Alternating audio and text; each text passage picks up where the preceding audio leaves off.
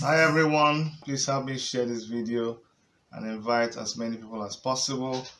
Let's have some good time discussing Nigeria. That's what we're going to be discussing. This one, there's no ambiguity, there is no soft punches. Bring it on. That's what we're doing today.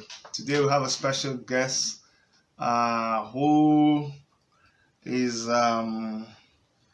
non-apologetic about what he feels about what's going on in Nigeria. So today we have in our midst somebody who is an activist. Like I said, he's a non-apologetic activist. He says it the way it is. He does not care whose us is God's. So that's who we're talking about. So go ahead and share this video with everybody. Yes, there you are. My comrade governor. I knew I was going to count on you. We have our special guest in the house today. Good morning, good afternoon, good evening, wherever you are. We're not going to start, so those of you who are very prompt timekeepers will not miss anything. Just go ahead and share this video. Go ahead and share the video and invite everybody who needs to be here to be here. Everybody needs to be here. If you hate injustice, you need to be here. If you hate anything that does not work well, you need to be here. If you hate, and if you hate bad government, bad system, you need to be on this program. If you like where people throw bare knuckle punches, you need to be on this program. If you like people who say it like it is, you need to listen to this guy. So I'm going to save, as some of you already know his name, but I'm going to save the introduction. Don't mind me when I'm bent over. I'm just sharing. So let's go ahead and share. Let's go ahead and share the video and invite as many people as possible in. I'm going to share in some places. We need everybody to come. Please share it in places where they have lion and tigers combined, please. Interesting. Yeah. You said something about everybody who hates injustice being so they're coming on this show to watch. It's a very interesting thing in Nigeria that everybody hates corruption. We all hate it on social media. Only on social media. So out of social media, then you ask yourself, where are the monies that are being stolen from? Who are the people stealing this money? No. See, this man, you're wasting now. Don't say it now. Wait till we start the program. Okay. You're so good. But calm down. Cool down. Definitely. Don't worry. All right, doctor. No problem. You see what I told you? Today is loaded. Anybody that you make them miss this program, they will not like you. You better share this to everybody. Share. The main man is in the house today. That's why sometimes it's the flash interviews that are the best. I just contacted him today, and then he obliged and he was ready to fire on. And for that, I'm very grateful. All right, ladies and gentlemen, it is 3 p.m. in Toronto, Canada. It's 8 p.m. in Lagos, Nigeria. You're welcome to Worship Media, and we have a special guest tonight in our midst. It is none other than Adeyeye Olorunfemi, Femi for short. Femi, it's so good to have you on Worship Media today. Please, let me start where I normally start. Who is Femi? Who is Femi Adeyeye? Please. Okay, then let me answer the same way Buhari answered that same question. I don't know if you've seen the video. Who is Muhammadu Buhari? And then he started explaining how his teacher in primary school. Don't let us go that way. All right. You're talking to somebody who is more knowledgeable. This is not Buhari. This is not the presidential media chat. Why is that from there now? You know, but I just need to hand it that way so that they don't come after you. All right. All right. My name is Femi Adeyeye. I'm a student activist. I'm under political victimization at the University of Lagos. The transition into public limelight, quote and unquote, came in 2016 when I posted an article. I wrote an article titled "The Senate of the University of Lagos: A Conglomeration of Academic Ignorance." I posted it on Facebook, and this came out of the fact that I was displeased. I was not pleased with the management of both material and human resources at the University of Lagos. A protest spanned from the 6th of April 2016 to 8th of April. That's for 3 days. A protest was held at the University of Lagos for 3 days, but all the management could do at the end of the whole thing is to bring in armor tanks, soldier, police officers, and all of that, mobile police officers. So many students were injured in the process, you know, when they were scampering for safety and all of that.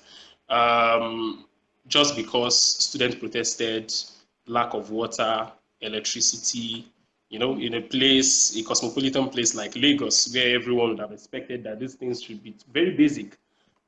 So, yes. So, by even at a point where, you know, because of the demand, the high demand and the scarcity of resources like this, what we expect from the management is to manage the situation. That's why it is called a management. So when you manage the situation, you discuss with the students. I have a friend who reached out to me, and he said something. He said he was now explaining that there was a particular day he did not have water. So, and he called the porter, the person who was in charge, and he said in minutes they were there. In fact, they were begging him that please don't allow this thing escalate. Would make sure you have everything you want. In fact, they were begging him. They made sure that he had all, as in everything he wanted, and in fact, in excess. So he was not saying, you see, these things only happen in a place where freedom of expression, of assembly is a luxury. So don't let us deceive ourselves that we've moved into democracy, a civilian rule. It is what I call, and what a friend of mine calls, civilian dictatorship. It is still dictatorship in a way. And seriously, it is the way this thing has a roots in the way we've been trained. You know, it is only in Nigeria a security guard wants to oppress you because so let me come. So if I ask who you one thing that stood out to me very clearly is that you consider yourself a student activist, and then you told me how you came to limelight because of the thing you wrote against the government. Why? What pushed you? What pushed you into this activism? How did it start? Because there are things, you know, situations in people's lives or their experiences that makes them do the things that they do. Can you take us through some of the experiences in life that made you come to a point where you're like, you know what, I'm going to resist. I won't let anybody trample on my rights.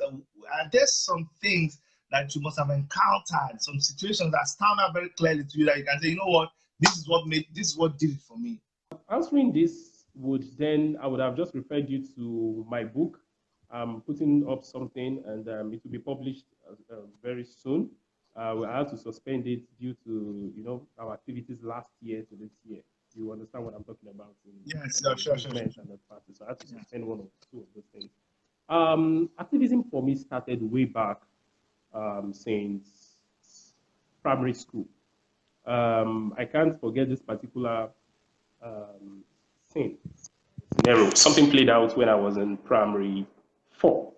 So when I was in primary 4, my class happens to be the class that has the best brains. I mean, primary 4, we were better than primary 5. And so on this particular day in Ogun State, there was this unified test that everyone must sit. And those who would sit this, who are qualified to sit this test are primary 5 as our seniors. Yeah. So on this particular day, they brought the test, and before the test, some of the teachers came to those of us in primary 4, They said you'll be the ones to represent. Yes, to write that test because they know we are more brilliant. Yes, very funny. They said Very, they know very. we are more brilliant. They know we are more brilliant than the primary five kids. And I Yeah. was like, what's happening here? So to cut this long story short, we represented the primary five kids, as in the kids in primary five, and I was not pleased. But the school You really, actually wrote exams for primary five people. yes, Wow. yes. So because it is through that test and our performance in that test that the brand, it's just for the image of the school. So because if primary five, the guys in primary five, if they do not pass well, then the image of the school is going to drop. So they needed us to, as in brand, it was just for PR. Do you get? So I was Let not me, pleased. Femi, let me stop you there and point out something. That's why I keep telling people that's the danger of all the many private schools that we have right now, and they keep coming out with top marks, top marks. Some of them is a collusion between the school and the teachers that they even Definitely.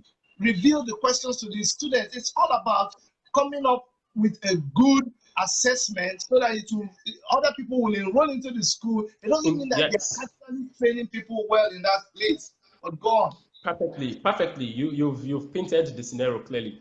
So at the end of the day, I was not happy.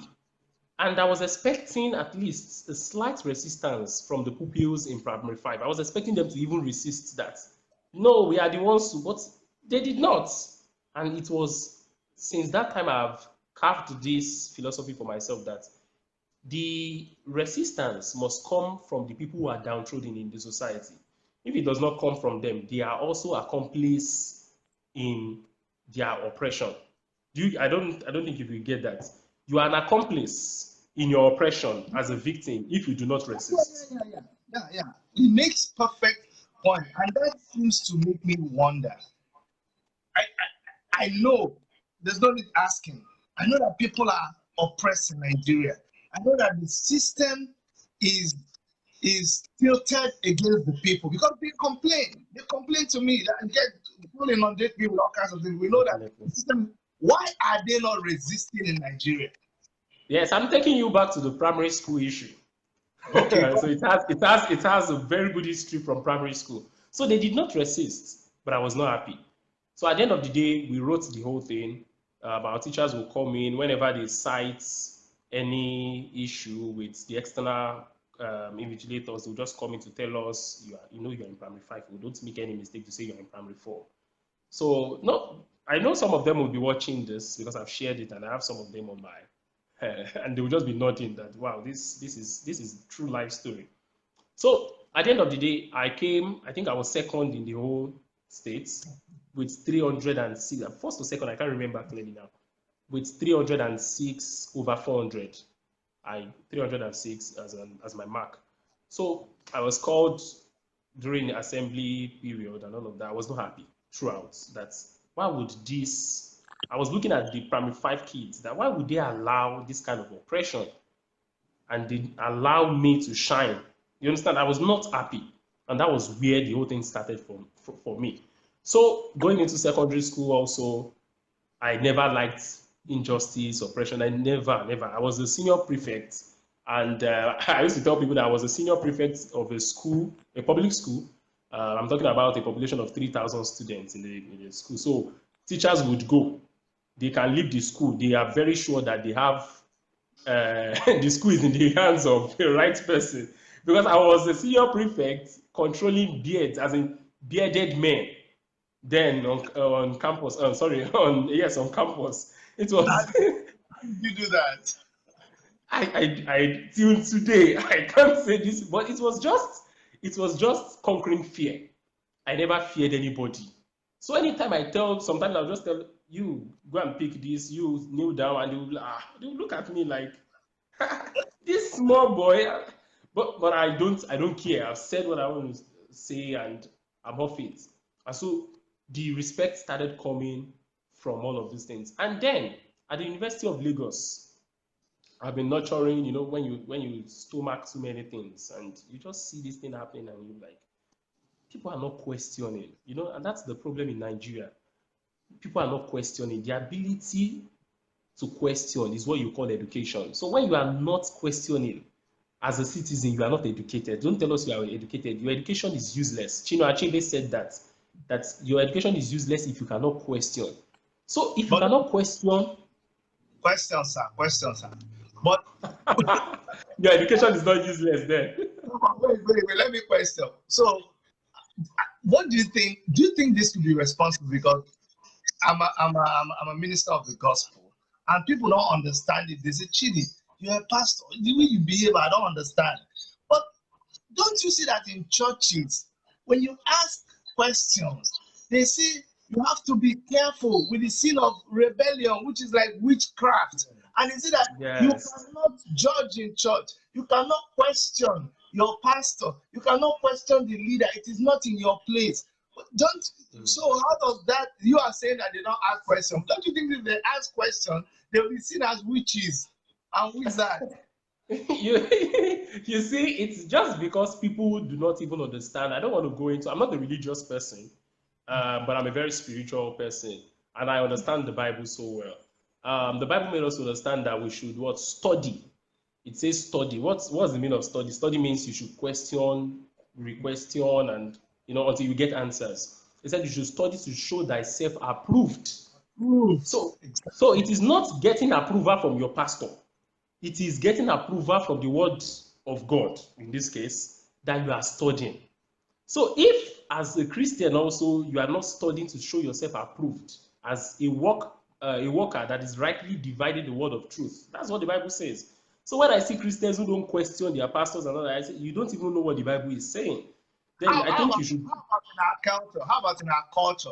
If you question, you know, when you're growing up in a traditional setting, if you ask elders that conquer on the head, why are you ask me? Why are you ask me? So don't you think these are the things that make our people not to ask questions? Because we are too. Respect is overrated in our community and in our cultures. Every day, you're disrespecting me, you're not fearing your elder, you're insulting me. Yes, okay. I answered this same question yesterday during a live interview with an African network, and we were having this conversation about culture and all of that. I mentioned something. I said, culture is a way of life that is defined by the people. It is not culture that should direct the people. It is the people that would, you know, it's our way of life. So we are the ones to dictate our way of life. So I told that network, and I said, we today, we admit that part of our way of life would be questioning, then it becomes our culture. So it is not, culture is dynamic. So it is not culture, it evolves. You understand? There are so many things. For example, the killing of twins and all those things. It was culture. It was the way of life. So at a point, they felt, no, we cannot continue with this way of life. So if today as Nigerians, if today as Igbos, if today as Yorubas, if today as Hausas, we agree that we would start questioning, in fact, our existence as a people. One of the issues that we have in this country is that we are not even questioning the establishment of Nigeria. How? Because Nigeria is not a nation, it's just a country. I don't want to delve into that. Maybe when we start answering all those questions. It is not a country yet. It is not a nation yet, rather. We have several nations in a country. You know, we have the Igbo nation. Because you mentioned it, this is a no holds barred, it's not scripted. Can you explain what you mean by Nigeria not being a country? Because I thought Nigeria was a country. So no, I mean, I said Nigeria is not a nation, it's just a country. That's what I'm saying. Okay, so why is Nigeria not a nation and you say it's a country? It's a bit confusing. So you could throw more light on that. Okay.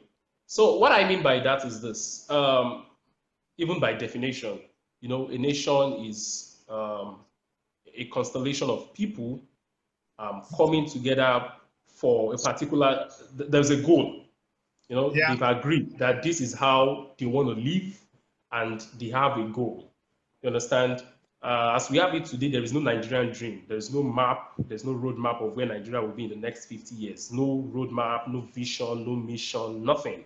So you cannot say But that space. there's vision 2020, there's vision 5050, there's vision. All those ones are on PowerPoint now. We both know now. They are just, all these ones are just PowerPoint presentation, you know. So there no vision, no mission. So you can't call that kind of space a nation. You understand? When an average American kid wakes up, he says, God bless America. But here in Nigeria, first is you would cause NEPA because you slept under it and mosquito has beaten your life, and you know that the next thing you must get is not even malaria drug because you can't afford it, is to go and see one herbalist, all these women who sells herbal medicine. Do you understand? So it is not a nation. So, but we have several nations in the country. And what are these several nations? We have the Igbo nation. We cannot shy away from this conversation of tribalism. It is just there. In the past 1 year that I've been involved in campaigning, partisan politics, I've realized for a fact that tribalism is it is part and parcel of our life. And we cannot shy away from it. We must address that issue. So we have the Yoruba nation, we have the Igbo nation, we have the Arewa, all of these nations in a country. So then that is why whenever they go for negotiation, whenever they go for conferences to discuss Nigeria as a country, people go there with their nationalistic view. The Igbo man is going with his own Igbo nation mind. The Yoruba man is going with his own Yoruba nation mind. And at the end of the day, nations all these nations are not coming together to make Nigeria a nation.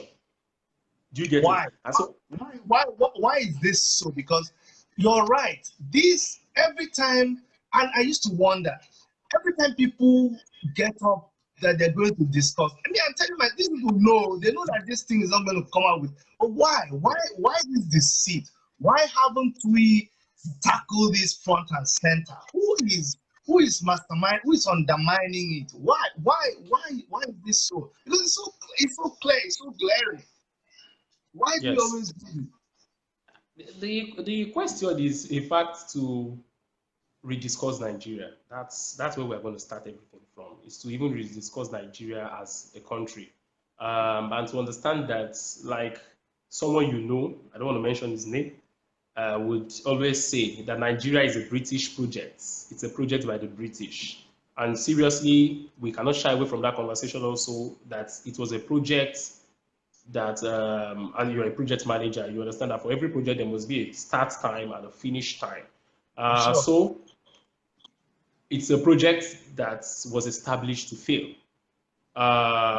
It's established to fail because you cannot point a particular struggle to the independence that we got. That's just it. We got our independence from ripples of independence struggle from other places. For example, Ghana. Ghana got the independence in 1957, the Nkrumah struggle. You can read something about, I can tell anybody can go, I can refer anybody to this book, State of Africa by Martin Meredith. So in State of Africa by Martin Meredith, he made it clear the struggle, the Nkrumah struggle, how he was having a face-off with this colonial master then in Ghana and all of that. He was in prison. From prison, he contested election. There's history rather around Ghana's independence, the struggle for it. But in Nigeria, if you even check if you read the book, you can't really tie a particular struggle to it. It was just because all other, as in countries are already gaining independence, then it flowed down to Nigeria. That's my own opinion. So it was not, you cannot really tie a particular struggle to it. So it was not as if people sat down and said, see, we are going to take back our country. It was not like that. There was no discussion around that. And that was why Awolowo in 1948 said Nigeria is a geographical expression. There are no Nigerians. He said it. It's even in the book also. So Awolowo himself knew so well that there were no Nigerians. that this space is just a space. He said it's a geographical space that just is just to show that there's a difference between these people living in this space and outside that space. It was just like a borderline. You know, when you are drawing, you just have to do a borderline. You know. Okay, Olufemi, I'm going to, because this, like I said, this is a bare knuckle interview, bare knuckle interview, and it's going to be a no holds barred. When I hear people from the Yoruba nation, because you two, you know, I tell people I am an unapologetic, I don't practice tribalism, but I'm a tribalist. The reason why I'm a tribalist by my definition is that I believe in where I come. I know where I come from. In fact, I am suspicious of people who are not proud of where they come from, who don't know their history, who are not proud of who they are. I am wary of them than people who like to, if somebody seems to be like, oh, this guy is a tribalist just because he loves his culture, he knows about these people, he's passionate about them, I seem to love them more. So I seem to see that the Yoruba nation are proud, they struggle for themselves, they want things for themselves. The Igbo people seem to want things for themselves. There's an ongoing agitation, they feel marginalized. The Arewa people want to safeguard themselves and be in control of power and not letting. So who is the problem? If everybody seems to understand that, hey, we want things for ourselves, so let us come together and fashion out how and where we should be going as a nation. If everybody seems to think that way, who is that person that is not letting the thing happen? Who? Okay. Let me correct something you said. I beg to differ. You are not a tribalist from what you just mentioned now, except there is something. I'm using the wrong word. It's not tribalist. Okay. You are a nationalist. No. Let me put myself on record. Okay. It's the wrong way to define it. I am a lover of my culture and my tribe. Yeah. I was trying to so discard what I said as a tribalist. I'm not a tribalist, so I know. So that was what I said. I just need to correct that before we move on. Okay. I love my culture. I love telling people about me, and it doesn't come in between my relationship with you, and it doesn't make me. I don't feel threatened about people's culture. I don't feel threatened people speaking their language around me. That's just who I am.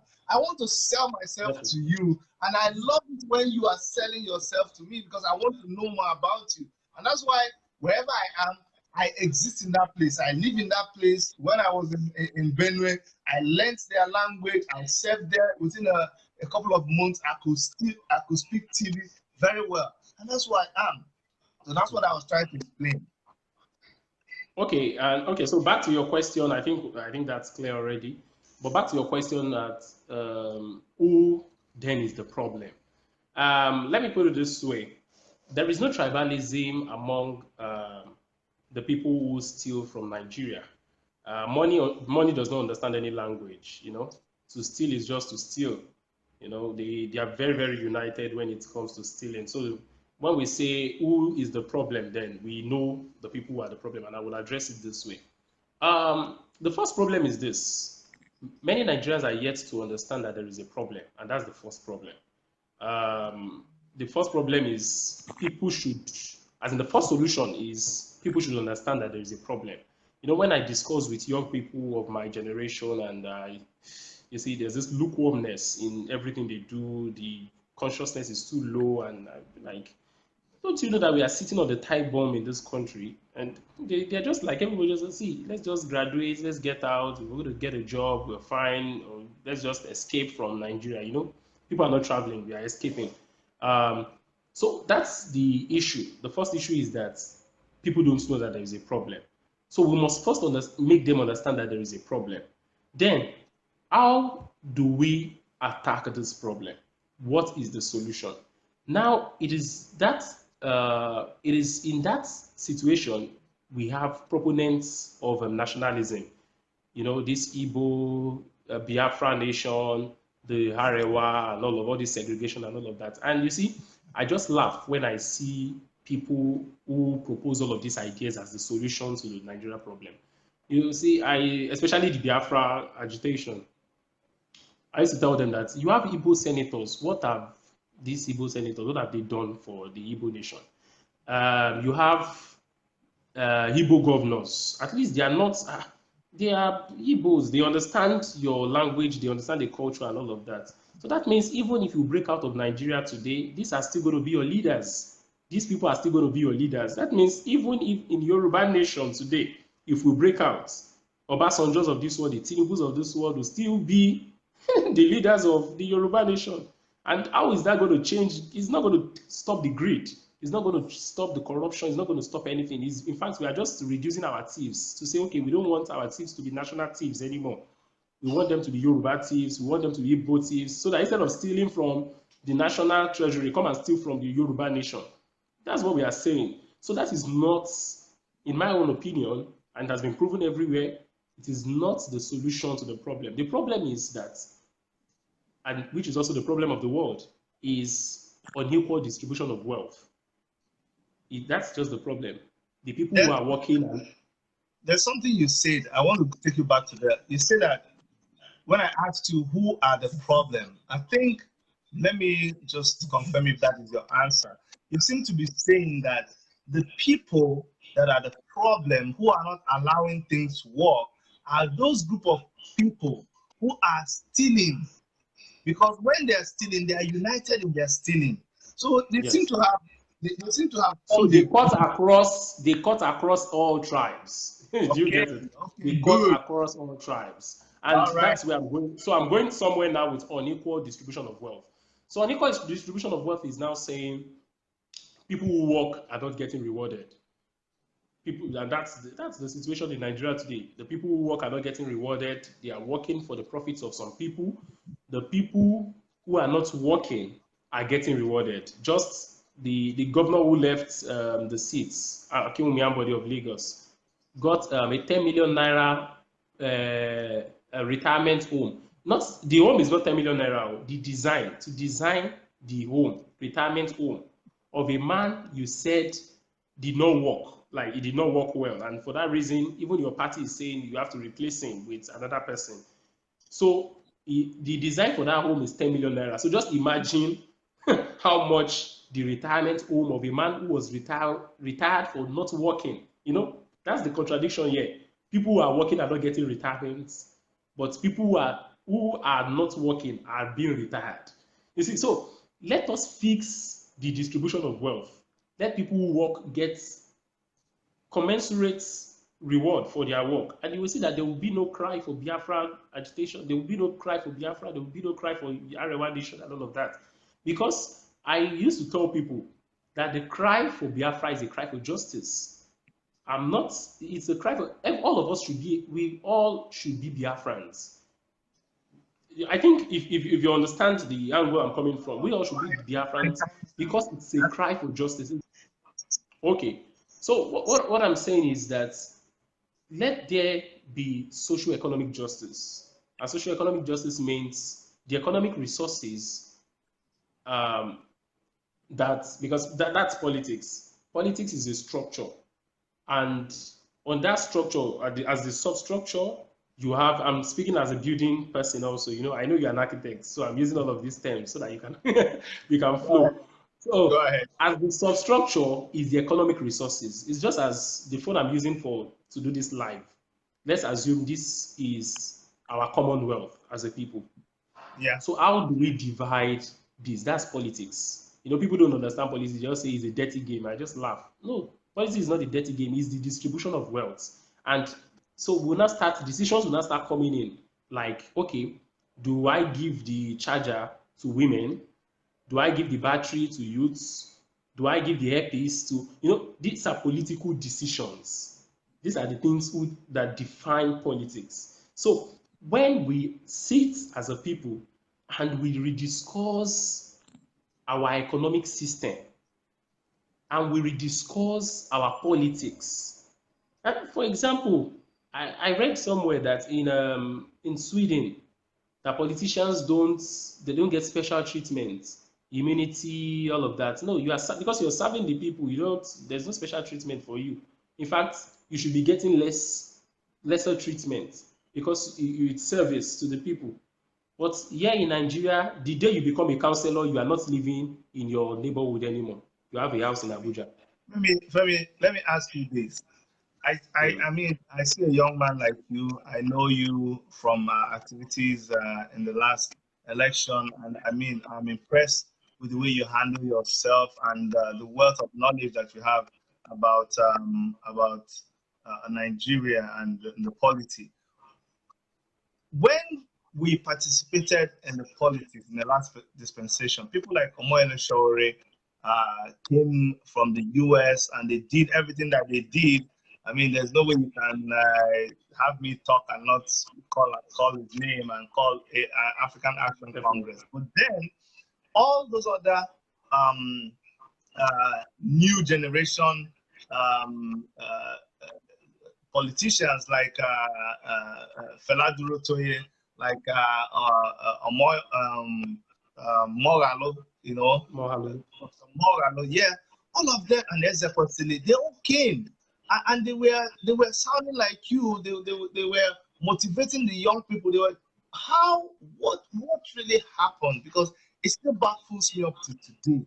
How come that when all these people came to try to galvanize young people and tell them that you guys are sitting on a keg of gunpowder, that there's a problem, that there's only, how come when we came to talk to these young people, the audio is cracking. I'm just trying to pick. No, it's not from my side. It's your network. Network. Yeah, it's network. I'm sorry. I'm gonna talk slowly now so that you can also analyze. Okay. So what do you think happened to young people that made them not respond how you expected them to respond in the last political dispensation in Nigeria?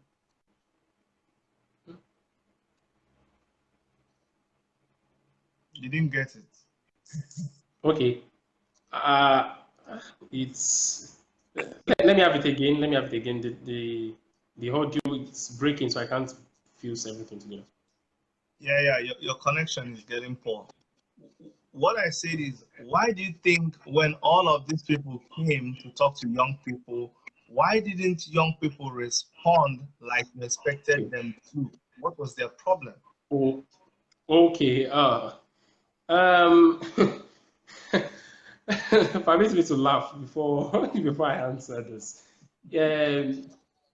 It's first of all, as I've said, it's an issue of political consciousness. You see, when you have a country with 65% young people, and you still have to tell them not to vote Buhari or Atiku, you should first understand that there's a problem.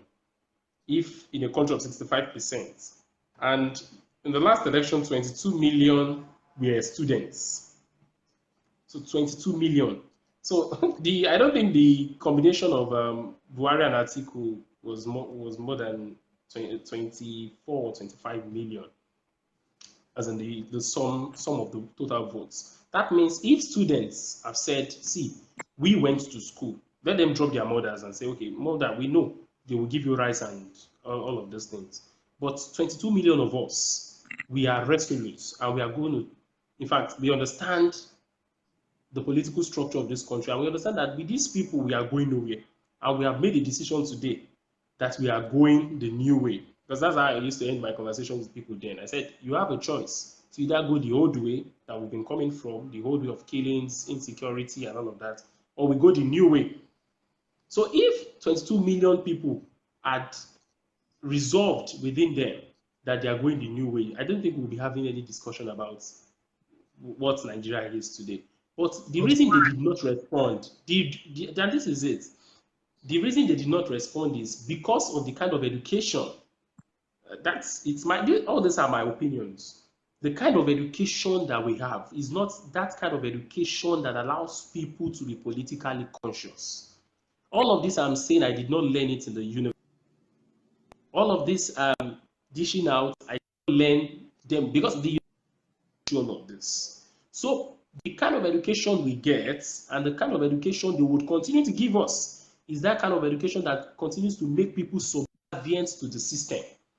The education that does not question, the education that crams and pours, the education that, in fact, that is for the service industry. The kind of education we get here is not the education that innovates. That's the truth. It is not an education that allows you to think and you come up with ideas. That you don't see yourself as a global citizen. I said something yesterday when I was having a conversation with a guy, and I said, when you ask people before, why are you in the university? Why are you going to university to study, for example, law? Maybe in the 1970s, you get replies like, there are a lot of human rights abuses in my community. I want to become a lawyer so that I can fight for people. You know, these were the replies you would get then. But please, you can do a short survey. You can walk down to the University of Lagos and ask people why they are studying law. You hear answers like, my dad said I should study law. That's that's number one. Number two, you will hear answers like, there is money in law. You see?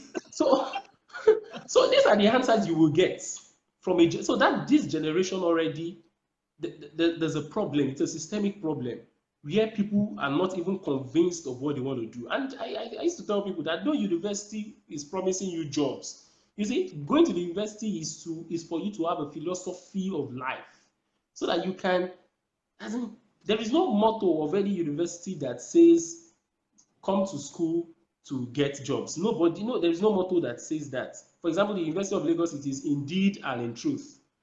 So it is philosophy. It's the philosophy that is guiding our education. So I'm not surprised when I see 22 million people who are still not getting this message, because it's the kind of education they will give to us. That's why they are even not funding education, because when you fund it, then you are funding ideas. People who want to question. It's just like asking you now, that are you going to fund your kid to revolt against you? Oh, I see. Out of your house. So you would not do that. Let me ask you something on the side. Do you think, since these young people, I don't know why I'm coming hard on young people, forgive me, but do you think maybe we should make politics like Big Brother? Do you think that we should make politics like Big Brother? Okay, so it will be interesting, right? Yeah. Like fun fair. And seriously, there are several ways to not stop at a particular method. If what we're going to be doing is to have conversations like this on campuses, seriously, we need to start doing things like this. For example, we can have a music night where entertainment, musical night rather, where you have people come on campus to entertain, and then you had political discussion to it. Because seriously, we need it. Someone mentioned something, and let me say this. He said... Okay, go ahead. Sorry? No, I was going to say, this is how they think here. People come out with crazy ideas, but the important thing is the end result.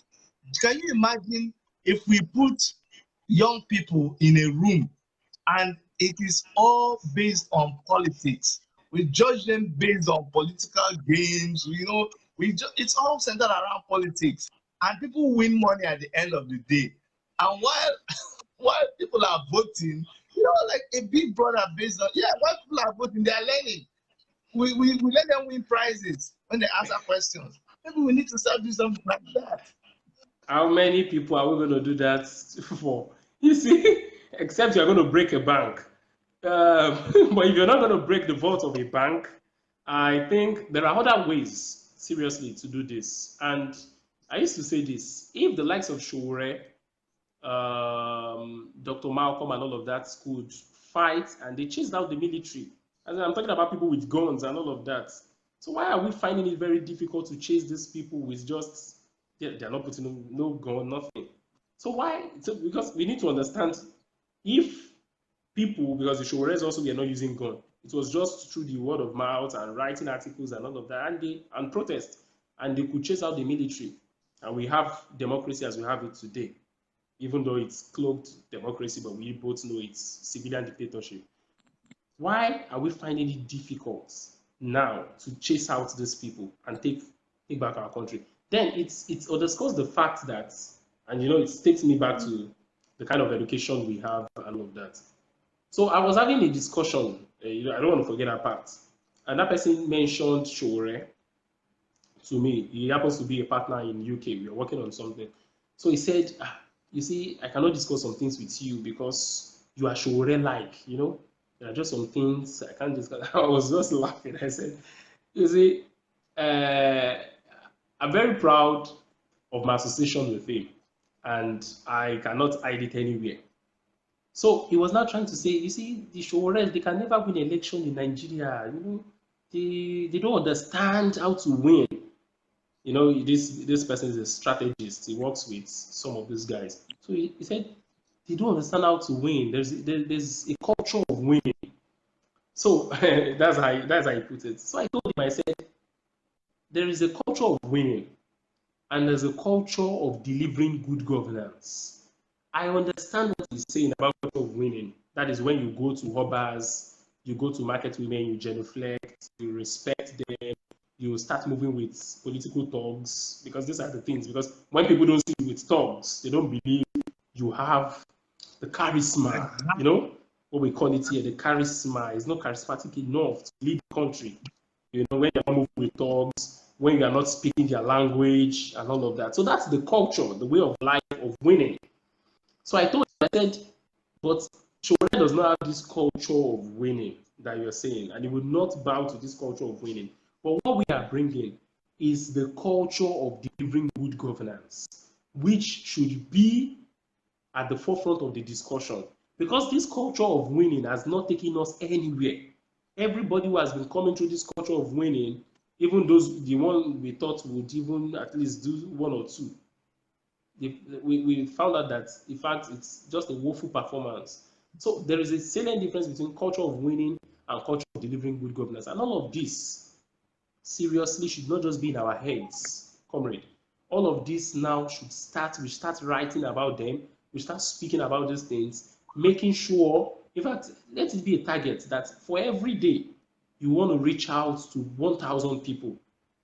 These things, it's neuroscience, neuromarketing, something I see every day, something I read about every day. It sticks. So if we start by educating people politically, because politics is everything. I used to tell them when people start bashing me that you talk about politics too much, I said politics is everything. If there was a rule in Nigeria today that nobody should put on shirts, this shirt I'm putting on, if there was a law that was passed that don't put on this shirt, I won't put it on. It's as simple as that.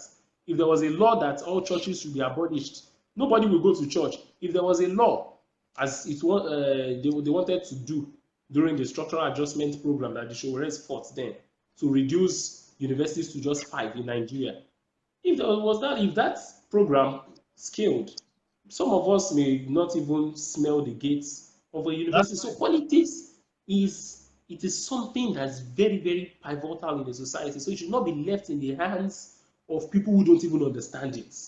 So these are the things we discuss with people.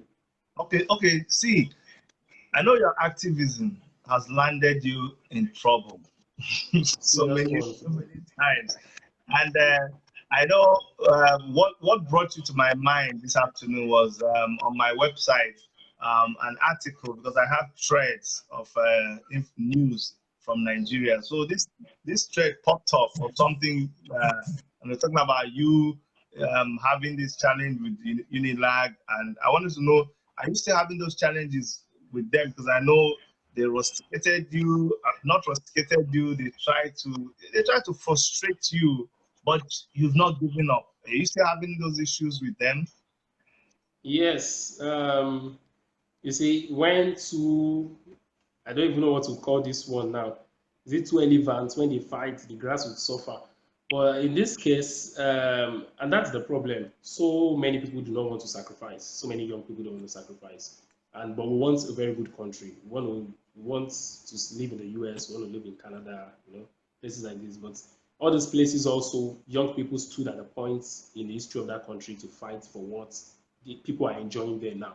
So at the University of Lagos, the issue is still there. They sent me a letter of reinstatement that I've been reinstated. I got the letter. They said I can now proceed for registration. But at that point of registration, my portal is still under lock and key till this minute. I've written several letters to them. I was invited to a panel during rustication. You know, when you're under suspension and you are invited to another panel when you are under that suspension. So we did something about that, and they suspended that panel.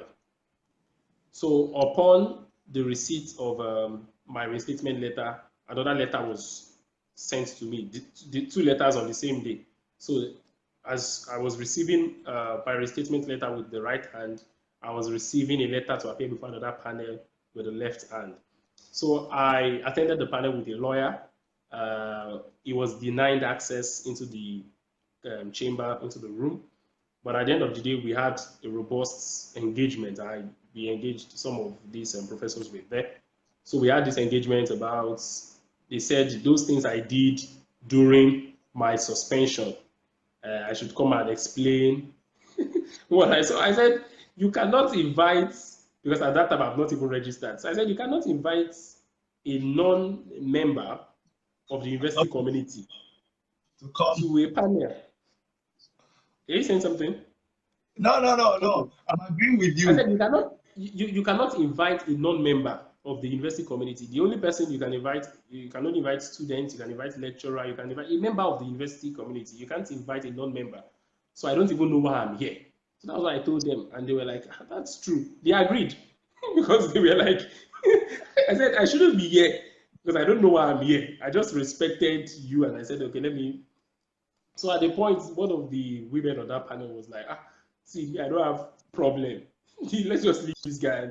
So she stood up and said, okay, maybe when you've registered, we may now invite you. So from sources, the reason why they are still holding on to my portal, they've not released, because I can't register if my portal is not open, is that they believe that I have not attended that panel. And it's just fear. The fear is to have me back on campus. You know, if you want to have Adeyeye back on campus, it's going to be trouble. At the University of Lagos today, you have so many CCTV cameras.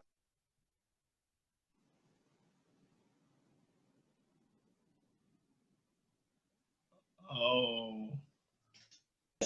All this is just, I'm just laughing. It's not something I find interesting at all. You know, in a university campus where you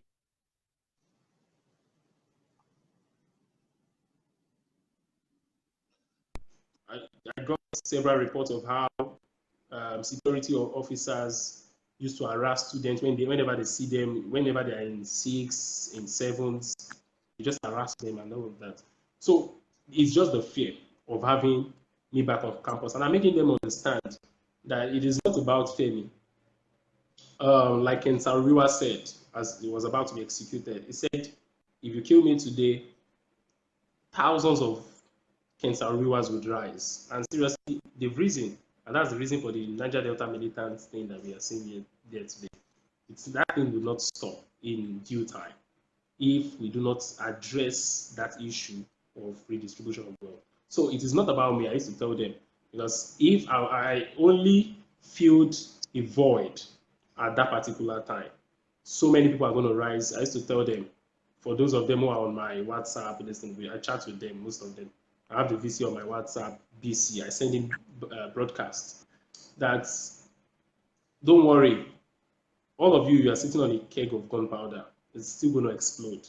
You cannot beat a child and then cover the child's mouth that you will not cry. If you beat people, they will cry one day. Push them to the wall. You know, you used to say these things about Nigerians, that push a Nigerian to the wall, he will not fight back. He would break the fence, and he will break the wall. He will try to. But it will get to a point, even after breaking that wall, and you are still chasing him, no, he would definitely fight back. It is human nature to protest. Even a day-old baby protests. So it's human nature. Femi, I really commend you. You're not an average young man. You're not an average youth in Nigeria. You're very, very, very different, and that's why you're already. In fact, you're way beyond your generation, and that's why you do what you do. But you're an inspiration to a lot of them. I Maybe want. I'm a reincarnation then. Is that what you want to say? Don't worry, don't worry. Keep doing what you're doing. Don't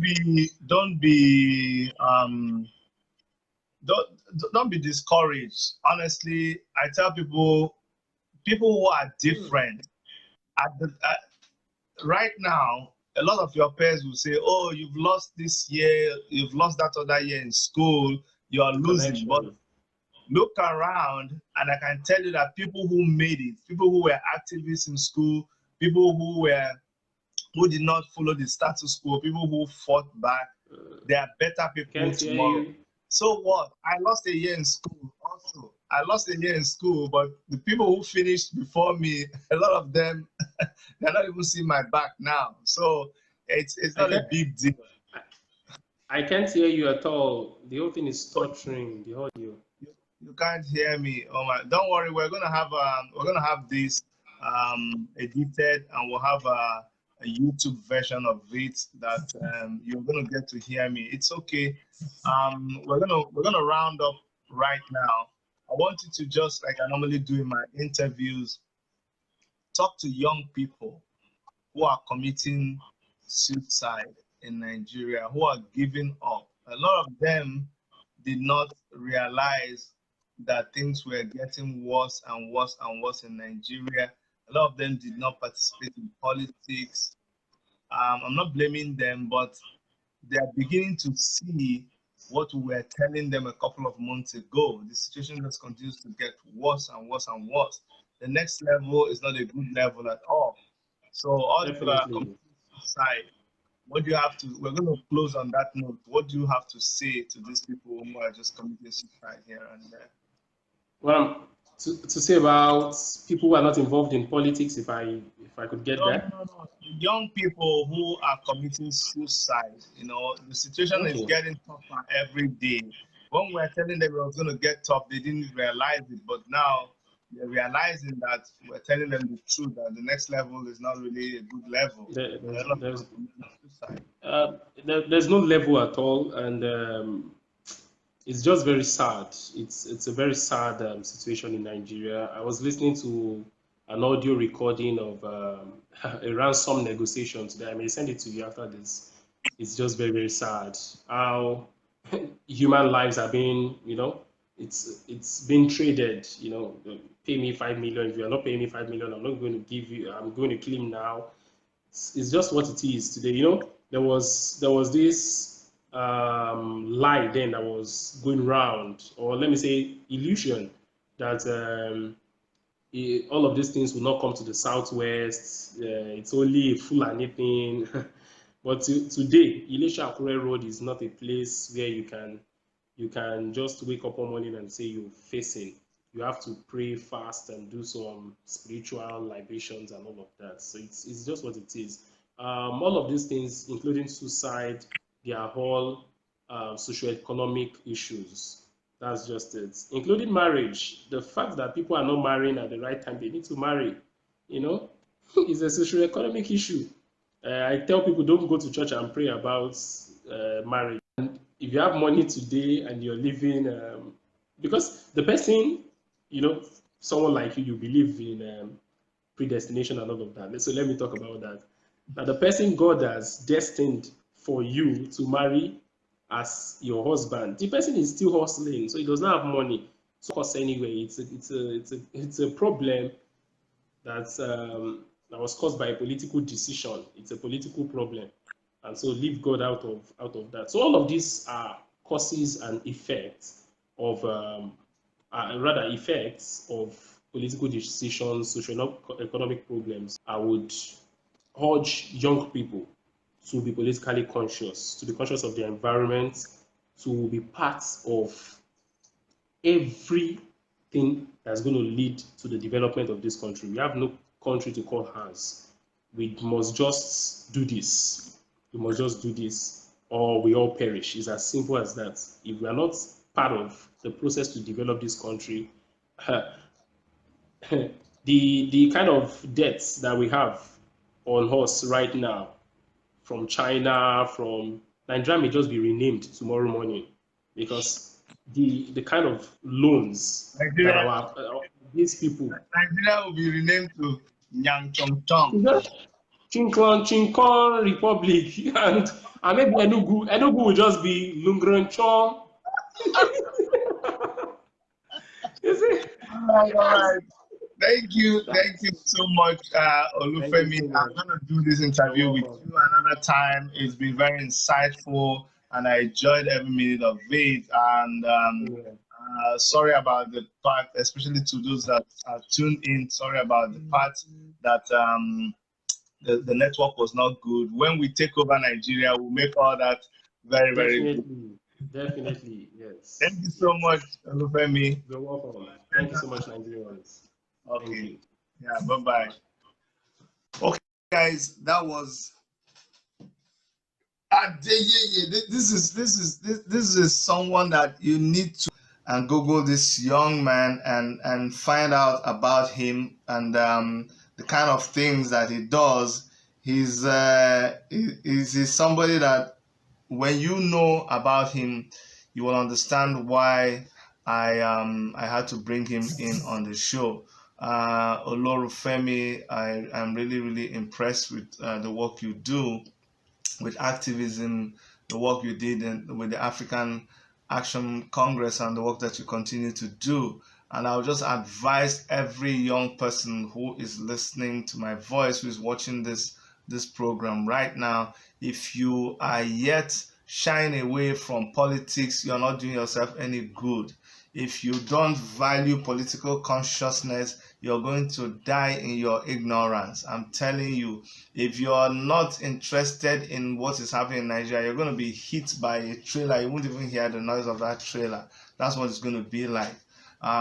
You should not waste time just being on Big Brother Africa when you should be protesting and writing. I mean, when you have your phone, you have internet, just use that to write about what is going on. If all of us put it out there, very soon we can begin to effect a little change. This has been Worship Media bringing you this flash interview with Olorunfemi Adeyeye, who is a Nigerian activist. Please tune in next time when we'll bring you a formidable guest who will come and really show us their intelligence once more. From Toronto, Canada, this is Chidi signing out. Thank you and bye-bye.